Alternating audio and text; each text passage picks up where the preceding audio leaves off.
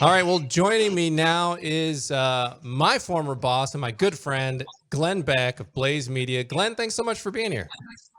I miss you, Dan. I I miss you miss you, too, and I miss brother. your I miss you spirit. too. Thank you. Well, I was really excited that we got to talk because, I mean, you and I have, covered many elections together, and you always have a good sense of what's going on. This time, well, I'd like to know what kind of sense you're getting. And because honestly, I feel So, like it could go any way. I have no idea. But what are you feeling? all right, I think it could go any way as well, but let me give you a couple of things. First of all, I woke up this morning because I've been praying for the last few days. Just let me accept whatever it is, because my way is not your way. I'll go Right. with you wherever you're going. And I woke up this morning after a night of tossing and turning with the best is yet to come and da da da. So, I mean, I woke up in a good mood. I don't know if that means anything, but I've since then I've gone from terrified to elated to terrified to elated. What's really important to know is everything, Dan, that you and I worked on for 20 years now. This is it. This is the time that we talked about. And everything has to go right. We are looking at literally the end of the American experiment if it doesn't. I think there is this. I don't know if this is what I believe or what I hope. I can't separate it right now. But I think there is a chance that these polls are so wrong, especially with women voters in the suburbs, because they're the least likely to say anything. You know what I mean? Women just do not want to get into that mess and that argument, and they'll just be quiet. I think that if Trump is 5 points ahead tonight in Pennsylvania, we have a chance of stopping the corruption in Pennsylvania. And I think corruption is going to be the only thing that's holding him back, honestly. Mm. Um, I, you don't act the way the left has acted if you have confidence in your candidate. Just a little while ago, they came out and said, well, we have a plan to 270 and we don't need Florida and we don't need Pennsylvania. Really? Since when? Yeah. Since four, you came up with a new idea. Good. So Pennsylvania. that's I'm here in Pennsylvania, Glenn. Sorry to interrupt you there, but I'm here in Pennsylvania, and I don't know if it was because they did switch from the button pushing, the thing you'd stand with the curtain. They switched from that to a paper ballot. You put it in there, and it takes longer. So the line was huge.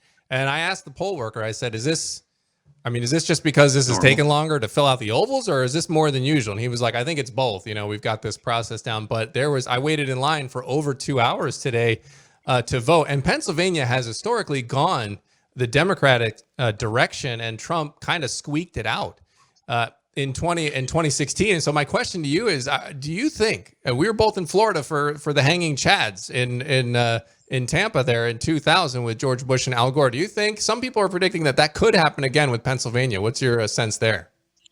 I think if we're going to have a problem, it's going to happen in Pennsylvania.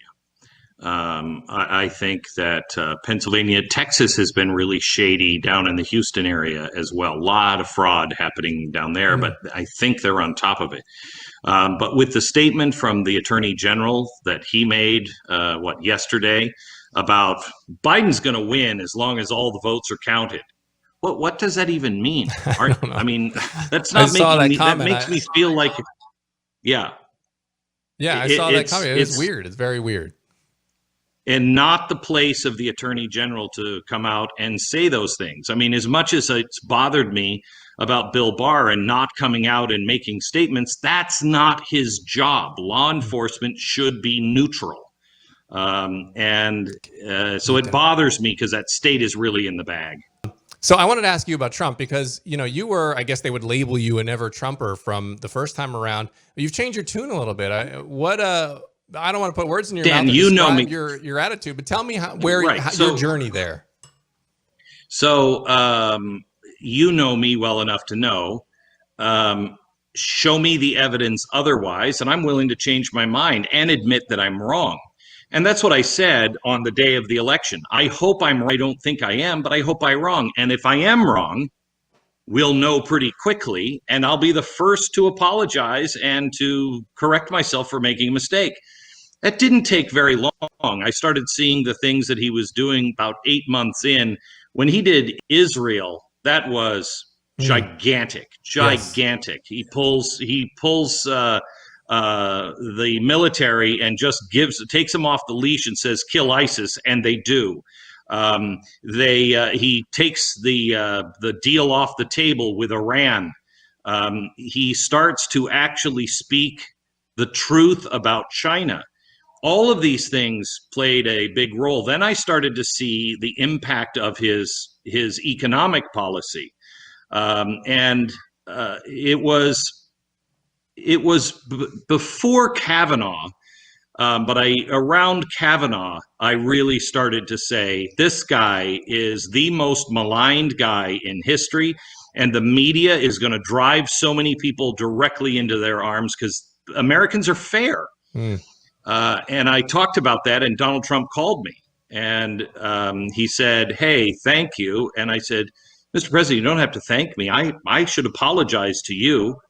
You were right. I was wrong." And we had about a half an hour conversation. And because I said, it doesn't mean I agree with you on everything. And he said, "What don't you agree with me on?" And I said, "Your trade policy with China. I'm a free trade guy." We talked for about 25 minutes. He asked me really intelligent questions. He was interested in my opinion. He kept asking for more information. And at the end, he said, "Yeah, I just don't agree with you." And I thought, that honesty does not come in Washington very honest. Usually they'll say, "You know what, I'm going to take that under consideration," and then hang up the phone and say, "What a lunatic." He didn't. You and I have walked in DC many times together, and I've seen politicians interact with you, and that is how they do it. They kind of placate, or they kind of try to tell you what you want to hear. That's what it sounds like a lot of the time. So yeah, you're right. Very refreshing to hear that sort of a take. Glenn, go ahead, Glenn, finish up. When we did the investigation on the impeachment, that's when I became a diehard walk through a wall of fire for this guy. What they have done to him, what they've accused him of, the deep state, which if you didn't believe in 2016, okay. If you don't believe in a deep state now, you're not paying attention, or you're brain dead.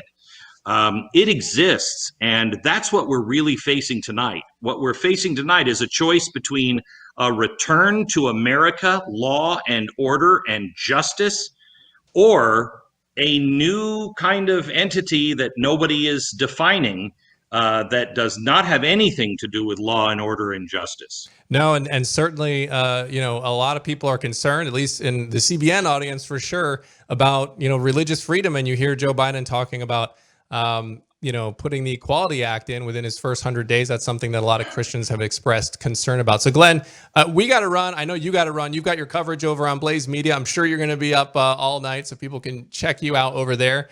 And, I know you're busy, so I appreciate you taking a few minutes here to stop by and chat. Can I just leave you with one thought? Sure, go for it. I think no matter what happens, but especially if the left wins, Christians, the time of easy Christianity is over in America. And we are going to face some of the toughest times, I think, in all of Christianity in the next few years. And prepare yourself for that, and know what you stand for and what you believe in. And Absolutely. We'll just hang together. Absolutely. Good words, Glenn. Thanks so much. God bless. Thank you.